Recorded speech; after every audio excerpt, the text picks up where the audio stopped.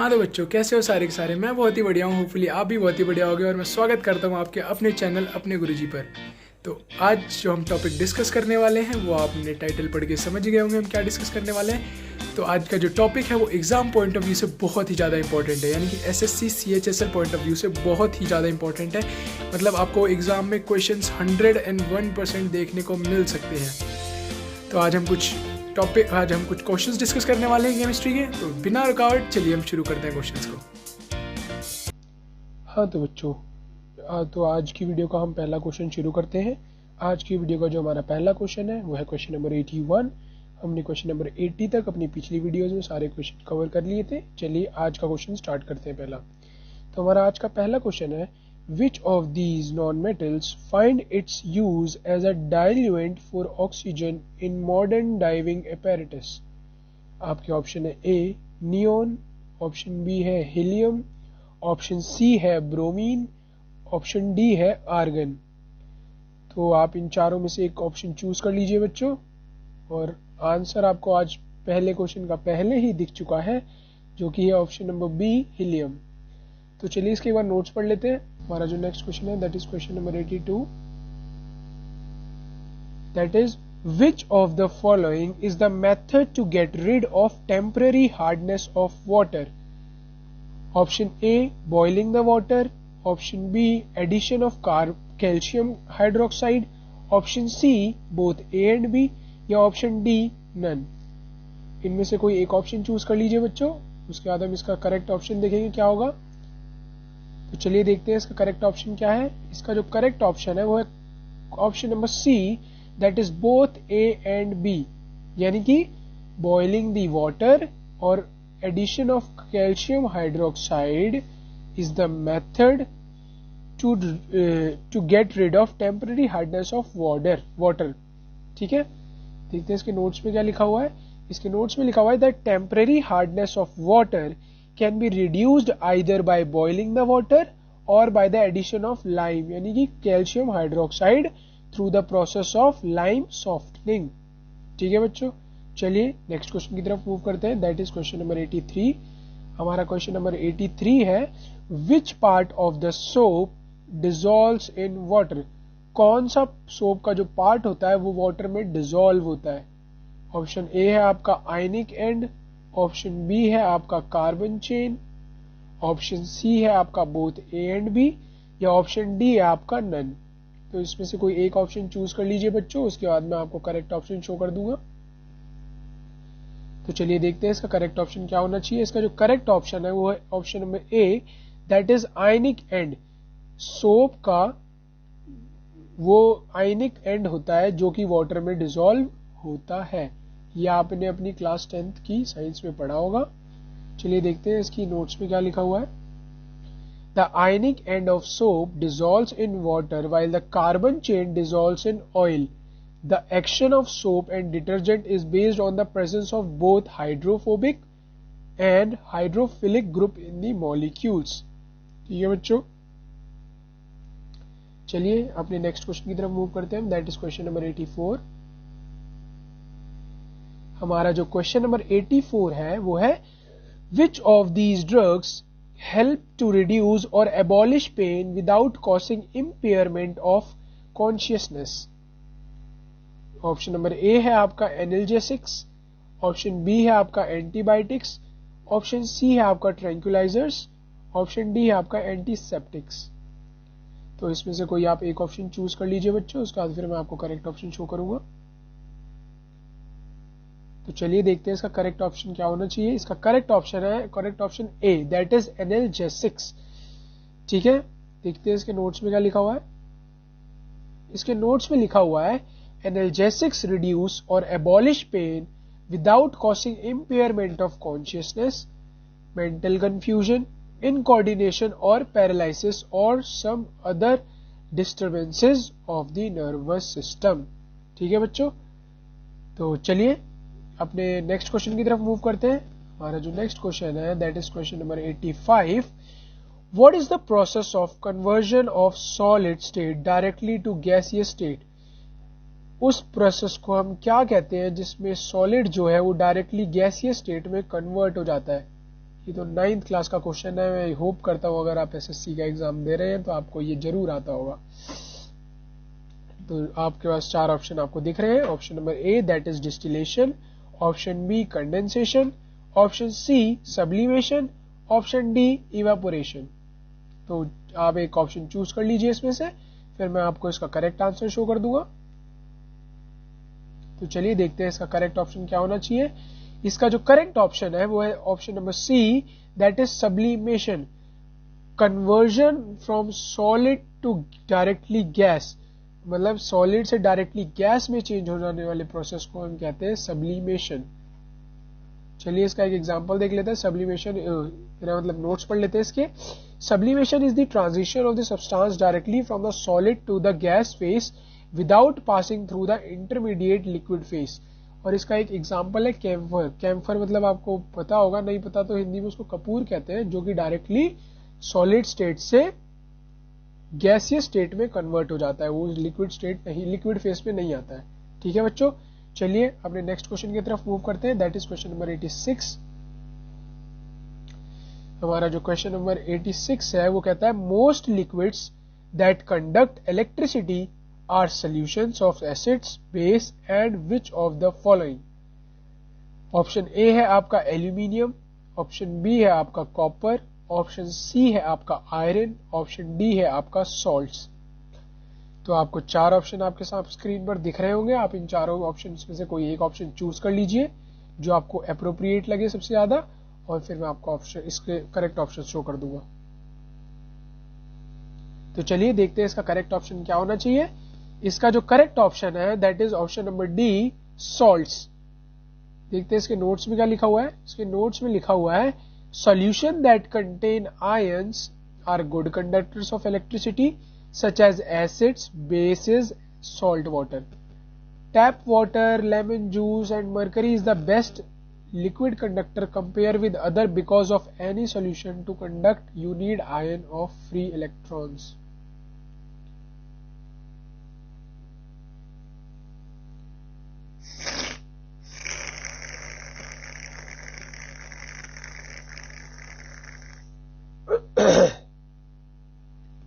चलिए बच्चों अपने नेक्स्ट क्वेश्चन की तरफ मूव करते हैं। That is question number 87। हमारा क्वेश्चन नंबर 87 है वो हमसे कहता है which of the following gases were called fixed air by Scottish physician Joseph black which is discovered in 1750s। आपका ऑप्शन है ए ऑक्सीजन, ऑप्शन बी है आपका कार्बन डाइऑक्साइड, ऑप्शन सी है वो कहता है हमसे विच of the following gases were called fixed air by Scottish physician Joseph Black which is discovered in 1750s। आपका ऑप्शन है ए ऑक्सीजन, ऑप्शन बी है कार्बन डाइऑक्साइड, ऑप्शन सी है methane, option D है नाइट्रिक ऑक्साइड। तो इसका correct option जो होगा बच्चों वो होगा option B that is carbon dioxide. इसके नोट्स ये रखिए, एक बार नोट्स को रीड कर लेते हैं। Scottish physician Joseph black is attributed with the discovery of magnesium, latent heat, specific heat and carbon dioxide. He found that limestone, that is calcium carbonate, could be heated or treated with acids to yield a gas he called fixed air. This fixed air was denser than air and supported neither flame nor animal life. He also found out that when bubbled through lime water, it would precipitate calcium carbonate. He concluded that fixed air is produced by animals, respiration and microbial fermentation. ठीक है बच्चों, चलिए अब हम next question की तरफ move करते हैं अपने। That is question number 88। Question number 88 हमसे कहता है which of the following is correct electronic configuration of krypton whose atomic number is 36। आपने ये इलेक्ट्रॉनिक कॉन्फ़िगरेशन भी बच्चों अपने क्लास 9th में करी होगी। तो आपके ऑप्शंस दे रखे हैं आपको 4। ऑप्शन है 2, 8, 16, ऑप्शन बी है आपका 2, 8, 18, 8, ऑप्शन सी है आपका 2, 18, 8, 8, ऑप्शन डी है आपका 2, 8, 26। 4 ऑप्शन आपको दे रखे हैं बच्चों। आप इन चारों में से कोई एक ऑप्शन चूज कर लीजिए, उसके बाद फिर मैं आपको इसका करेक्ट ऑप्शन शो कर दूंगा। तो इसका जो करेक्ट ऑप्शन होगा बच्चों वो होगा option number B that is 2, 8, 18, 8।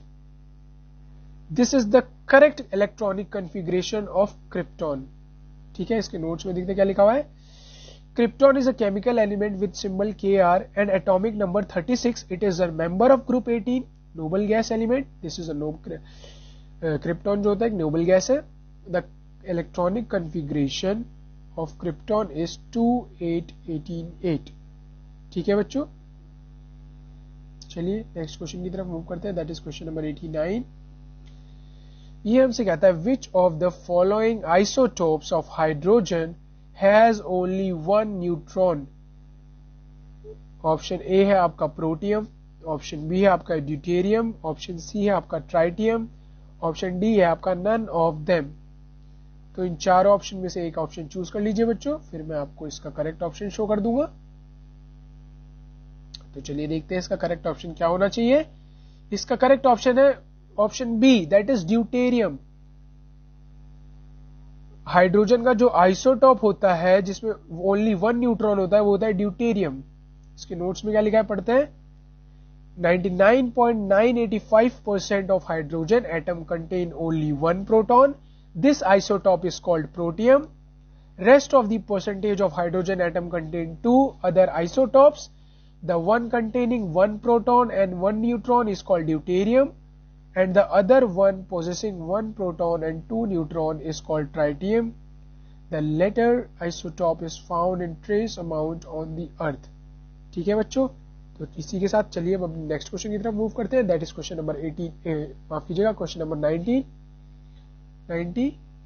और क्वेश्चन नंबर 90 है जो हमारा, वो कहता है why a milkman adds a very small amount of baking soda to fresh milk. जो मिल्कमैन होता है वो बहुत ही कम मात्रा में बेकिंग सोडा को फ्रेश मिल्क में क्यों ऐड करता है। ऑप्शन ए है आपका to decrease its pH slightly, option B है आपका to increase its pH slightly, option C है आपका to kill the bacteria in fresh milk, option D है आपका to turn its colour from slight pale to white. आपके पास चार option है बच्चों, आप चारों में से कोई एक ऑप्शन चूज कर लीजिए, उसके बाद मैं आपको इसका करेक्ट ऑप्शन शो कर दूंगा। तो चलिए देखते हैं इसका करेक्ट ऑप्शन क्या होना चाहिए बच्चों। इसका करेक्ट ऑप्शन है option number B, that is to increase its pH slightly. उसके पीएच को स्लाइटली इंक्रीज करने के लिए बेकिंग सोडा स्मॉल अमाउंट में फ्रेश मिल्क में ऐड करता है मिल्कमैन। ठीक है बच्चों, इसके नोट्स में देखते क्या लिखा हुआ है। The pH of fresh milk is 6 to set it as curd need as pH below 6. In order to avoid this, the milkman shift the pH of fresh milk from 6 to slightly alkaline by adding baking soda. Since the milk is slightly basic than usual milk, acid produced to set the curd are neutralized by the base added. Therefore, it take longer time for the curd to set. ठीक है बच्चों, चलिए अपने next question की तरफ move करते हैं, that is question number 91। Question number 91 हमसे कहता है which of the following is or are correct statement about sir Shanti Swarup Bhatnagar. इनमें से कौन सी स्टेटमेंट या स्टेटमेंट्स है जो करेक्ट है सर शांति स्वरूप भटनागर जी के लिए। ऑप्शन ए है आपका he was the first chairman of university grants commission India, option B है आपका he was the first director general of the council of scientific and industrial research, option C है आपका he is known as father of research laboratories in India, and option D है आपका all are correct. चार option में से एक option choose कर लीजिए बच्चों, फिर हम इसका करेक्ट ऑप्शन देखेंगे क्या होना चाहिए। तो चलिए देखते हैं इसका करेक्ट ऑप्शन क्या होना चाहिए। इसका करेक्ट ऑप्शन है option number D, that is all are correct. मतलब कि चलिए इसके नोट्स पढ़ लेते हैं पहले, फिर हमें उससे ज्यादा अच्छे से क्लियर होगा। Sir Shanti Swarup Bhatnagar 1894 to 1955 was a colloid chemist, academic and scientific administrator. He was first Director General of CSIR and first Chairman of University Grant Commission. He established a total of 12 national laboratories in the country, thus winning the epithet of Father of Research Laboratories in India. ठीक है बच्चों, चलिए next question की तरफ move करते हैं, that is question number 92।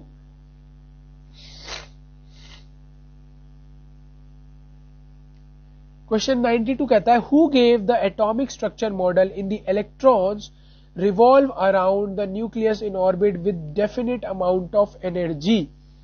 ये भी आपके 9th क्लास का क्वेश्चन है बच्चों। ऑप्शन ए है आपका रदरफोर्ड, ऑप्शन बी आपका नील बोर, ऑप्शन सी आपका मिल्की मैन, ऑप्शन डी आपका Goldstein.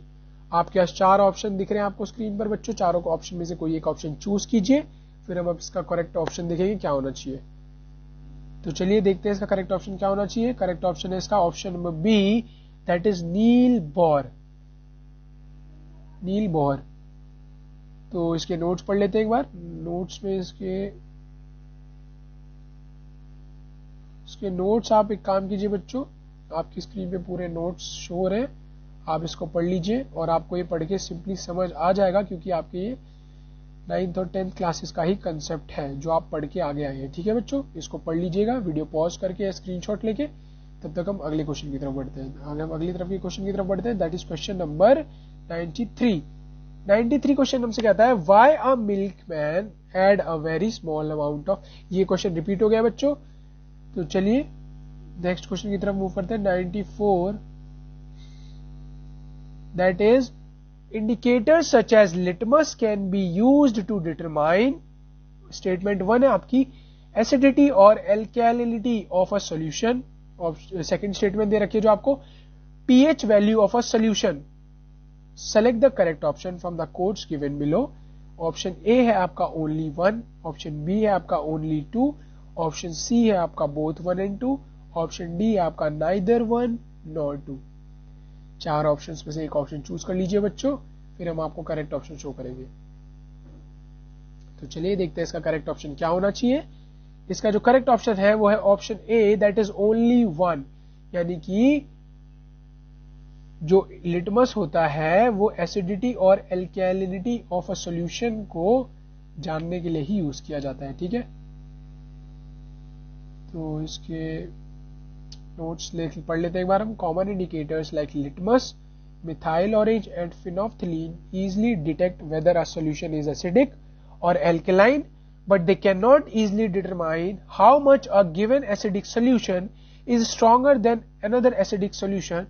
It means they cannot really tell us the pH value of different acidic or alkaline solutions. In case of litmus, we cannot tell about pH value of 5, 6 and 7. Similarly, in case of methyl orange, pH value between 3 and 8 will not be very accurate. ठीक है बच्चों, चलिए next question की तरफ move करते हैं अपने। That is question number 95। Which of the following salt is main component of the common black snake firework? Option A है आपका वॉशिंग सोडा, ऑप्शन बी है आपका बेकिंग सोडा, ऑप्शन सी है आपका सोडा लाइम, ऑप्शन डी है आपका caustic soda. 4 options में से एक ऑप्शन चूज कर लीजिए बच्चों, फिर हम आपको करेक्ट ऑप्शन शो कर देंगे इसके। तो चलिए देखते हैं इसका करेक्ट ऑप्शन क्या होना चाहिए। इसका जो करेक्ट ऑप्शन है वो option number B, that is baking soda. Baking soda जो है वो सॉल्ट मेन कंपोनेंट होता है कॉमन ब्लैक स्नेक फायरवर्क में। ठीक है बच्चों, चलिए इसके नोट्स पढ़ लेते हैं। नोट्स में क्या कहता है ये, sodium bicarbonate, that is baking soda, is one of the main component of the common black snake firework. The effect is caused by the thermal decomposition, which produces carbon dioxide gas to produce a long snake-like ash as a combustion product of the other main component sucrose. ठीक है बच्चों, चलिए अगले question की तरफ move करते हैं। That is question number 96। 96 question हमसे क्या कह रहा है, what is the ratio of pure gold in 18 carat gold.